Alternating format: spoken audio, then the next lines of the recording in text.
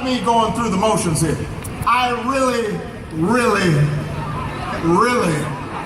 want to elect Hillary Clinton. Sometimes folks, they're kind of surprised by that because they remember, man, you guys had a tough fight 8 years ago. And it was tough, because Hillary's tough. Every time I thought I had that race won, I was like going up the rocky steps, I was about to celebrate, and then I looked and she's right there. And I got whooped here in Pennsylvania. She whooped me. Now you didn't make it up to me in November. But I had seen what she could accomplish. I had seen how smart and savvy and tough she was. So I asked her, I said, join my team. And she wasn't sure about it at first. But she ultimately knew that what was at stake was bigger than either of us. That's the kind of patriot she is. And so for 4 years, I had a front row seat. I watched her intelligence, I watched her judgment, I watched her discipline. I saw her in the Situation Room where she argued in favor of the mission for Bin Laden. I watched her pursue diplomacy to open up new partnerships, to help promote democracy, to help reduce the nuclear threat.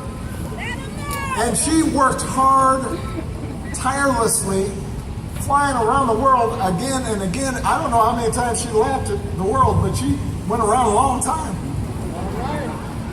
Because she had never forgotten what she was fighting for. To make sure every child has the same opportunities as her granddaughter and her daughters and your kids. And if there's one thing I can tell you, Philadelphia, nobody fully understands the demands of my job, this job of the president, until you actually sit behind that desk. Look, I didn't understand it before I had the job. Yeah, you think you do.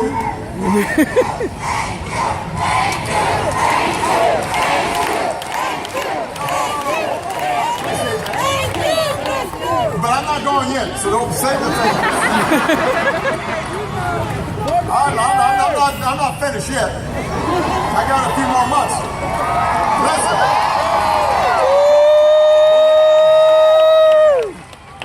What you come to realize when you're in this job is anybody can pop off. Anybody can fire off a tweet.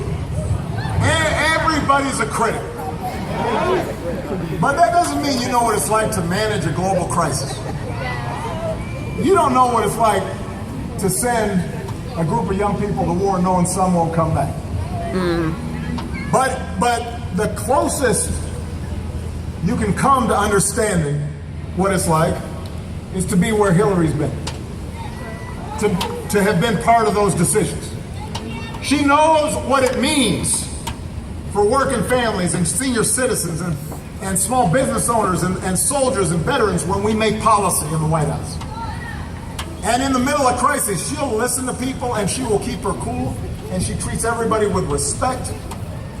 And no matter how daunting the odds, no matter how many times people knock her down and mess with her, she does not quit. She doesn't quit. She doesn't quit. That's the Hillary that I know. And that's why I really want to get her elected. That's the Hillary I've come to admire. I believe there has never been a man or a woman more qualified than Hillary Clinton to serve as our president.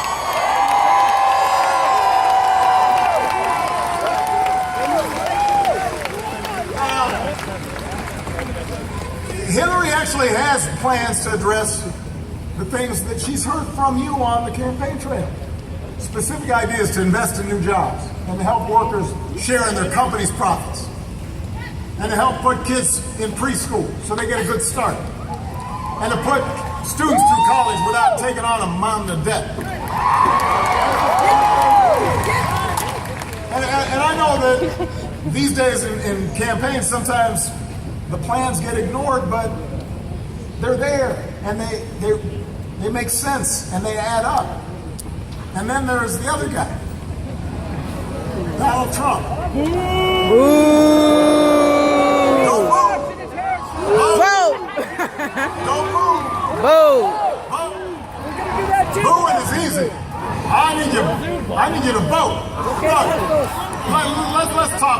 Mr. Trump. He's not really a plans guy, a fact guy.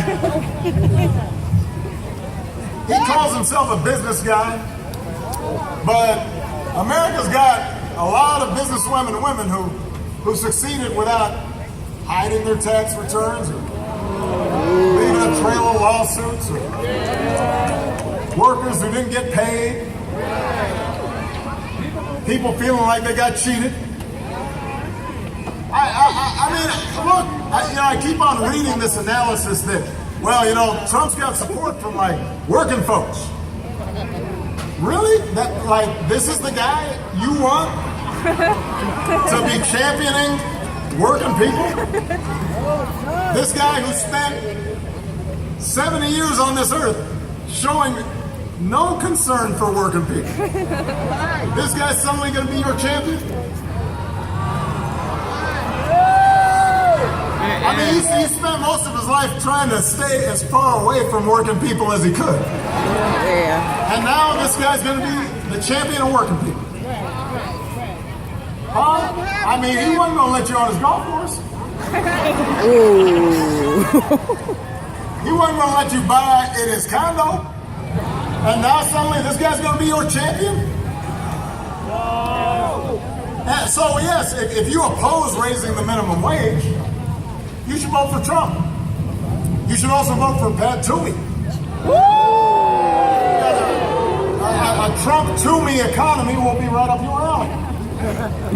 But if you are actually concerned about paying your bills, growing the economy, creating opportunity for everybody, keeping the trend of rising incomes going and rising wages going and uninsured going down and poverty going down, if that's what you're looking for, this shouldn't even be close. If you want higher wages, better benefits, a fair tax code, a bigger voice for workers, stronger regulations on Wall Street, then you should be voting for Hillary Clinton and Katie McGinty.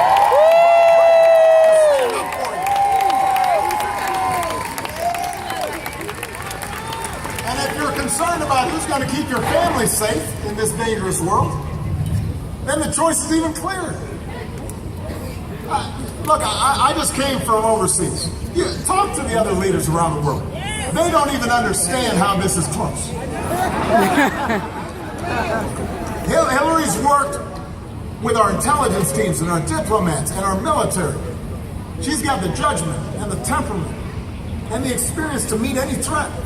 There's no scenario that she will not have seen before.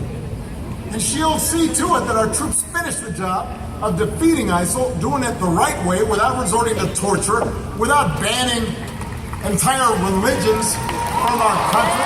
She's prepared to be the next commander-in-chief.